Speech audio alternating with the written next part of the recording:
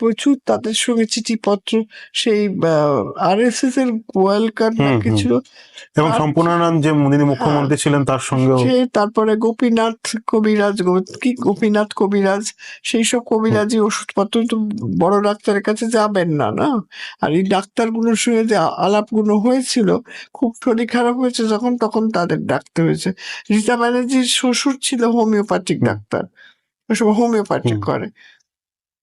তো সেই সরস্বতী মায়ের গেছে, গিয়ে নাকি বসে থেকেছে, তখন তো সেলফোন নেই, তো ও ডাক্তারের পেশেন্ট ছিল, দেরি হয়ে গেছে, তা উনি বাড়ি চলে যাবেন, তখন সেই সরস্বতী মাইয়া বলছে তোমাকে যেতে হবে। তো বলছে আমি যেতে পারবো না, অনেক দেরি হয়ে গেছে, তুমি পেশেন্টকে নিয়ে এসো।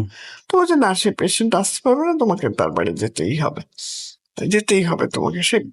সে বেশ জাঁদরেল ছিল, সে মানে যারা উঁকি ঝুঁকি মারতো তাদের দিত বকে।